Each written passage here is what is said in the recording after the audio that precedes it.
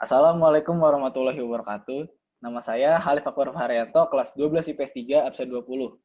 Hari ini saya akan menanggapi atau membuat pernyataan tentang polemik kata anjay. Jadi, seperti yang kita ketahui bersama, anjay atau kata-kata anjay sedang viral di masyarakat saat ini. Ini bermula dari Twitter, karena kata-kata anjay ini menduduki nomor 1 di hashtag Twitter. Nah, setelah saya telusuri, ternyata polemik ini berawal dari seorang bernama Lutfi Agizal yang mengkritik penggunaan kata anjay di masyarakat, terutama pada anak-anak. Dia mengatakan bahwa ini merupakan suatu tindakan pelecehan atau diskriminasi terhadap orang lain. Dan dia pun melaporkannya ke Komnas Perlindungan Anak. Nah, respon dari Komnas Perlindungan Anak adalah mereka berujar untuk menghentikan penggunaan kata-kata anjay. Dan kata-kata anjay bisa dipidanakan jika mengandung unsur melecehkan orang lain atau diskriminasi. Nah, setelah itu banyak sekali masyarakat yang merespon tentang hal ini. Yang saya baca adalah respon dari Acep Iwan Saidi yang merupakan ahli bahasa dan semiotika Institut Teknologi Bandung. Beliau mengatakan bahwa kata-kata anjay ini adalah diksi yang dipakai di pergaulan dan memiliki multitafsir. Jadi penggunaan ini tergantung pengetahuan orang yang berbeda-beda. Nah, dia juga mengkritik kenapa kata-kata ini harus dipidanakan. Ini sama saja dengan kata-kata seperti mohon maaf, anjing, tolol, dan goblok yang melecehkan orang lain juga harus dipidanakan. Ini sangat tidak masuk akal menurut dia. Lalu juga banyak sekali multitafsir dari kata-kata anjay ini. Misalnya untuk memuji. Nah, jadi kita tidak tahu apakah makna sebenarnya dari kata-kata anjay ini. Kemudian saya juga setuju dengan pendapat dari Pak Acep bahwa ini terlalu dilebih-lebihkan. Nah, seharusnya kita sebagai generasi muda memahami penggunaan kata anjay tersebut. Jadi mungkin kita bisa gunakan terhadap teman sebaya kita atau teman sepergaulan lah. Jadi kita tidak menggunakannya kepada orang tua karena menurut saya juga itu kurang sopan untuk diucapkan ke orang tua dan lebih baik untuk pergaulan saja. Dan juga kita harus bisa mengontrol kata-kata atau diksi-diksi yang kita akan ucapkan. Jadi tidak melukai perasaan orang lain. Menurut saya itu saja. Wassalamualaikum warahmatullahi wabarakatuh.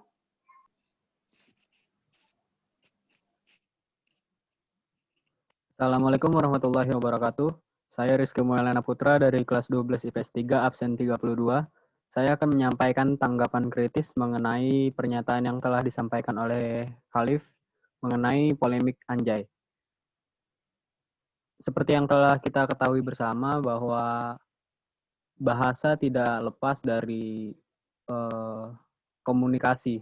Jadi yang saya maksud di sini adalah komunikasi bersifat universal dan semua bahasa di dunia ini pasti sangat beragam, tergantung oleh manusianya itu sendiri. Dan tidak terkecuali bahasa Indonesia dan bahasa-bahasa atau kosakata yang digunakan dalam pergaulan atau bahkan kosakata yang termasuk ungkapan serapah itu sangat beragam di Indonesia khususnya. Dalam hal ini beberapa pihak seperti Komnas Perlindungan Anak menyampaikan bahwa kata-kata anjay merupakan salah satu kata-kata yang dikategorikan kepada ungkapan serapah. Dan jika di dalam menyampaikannya terdapat unsur menyerang atau ujaran kebencian, maka si penutur kata anjay tersebut harus dipidanakan. Namun banyak orang yang menyalahartikan suatu kebijakan atau suatu upaya yang dilakukan oleh Komnas Perlindungan Anak untuk menyampaikan bahwa sebenarnya tujuan dari Komnas Perlindungan Anak adalah untuk mengurangi untuk sebagai upaya untuk mengurangi kasus-kasus seperti bullying atau bisa dibilang sebagai satu hal yang dapat menjatuhkan martabat orang lain. Namun banyak pihak yang menyalahartikan dan itu sudah disampaikan oleh Ketua Komnas Perlindungan Anak Haris Merdeka Sirait bahwa tujuan dari Komnas Perlindungan Anak adalah untuk mengurangi kasus-kasus seperti pelecehan terhadap anak-anak. Namun jika polemik ini telah berkembang di masyarakat, maka banyak stigma yang keluar dari berbagai pihak.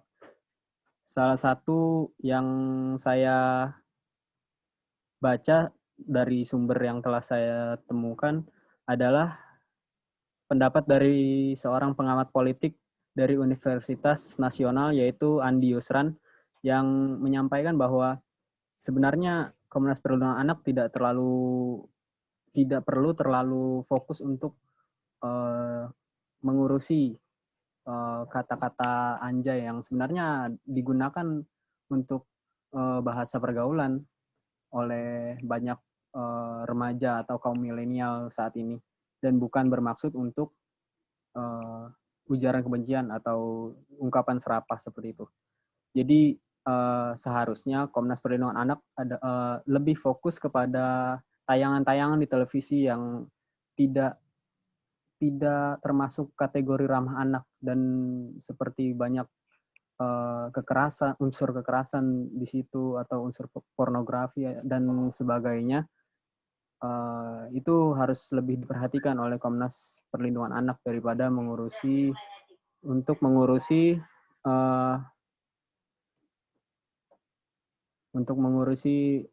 penggunaan kata anjay ini di dalam masyarakat. Kita sebagai masyarakat juga harus memahami bahwa setiap kata-kata itu memiliki makna yang berbeda-beda, baik dari si penuturnya ataupun si penerimanya atau pendengarnya, dan kata-kata itu tidak bisa disalahkan. Jadi yang saya maksud di sini adalah seharusnya bisa jadi bukan kata-katanya yang salah, tetapi bisa jadi kitanya yang salah dalam mengartikan atau menyampaikannya. Demikian menurut saya. Wassalamualaikum warahmatullahi wabarakatuh.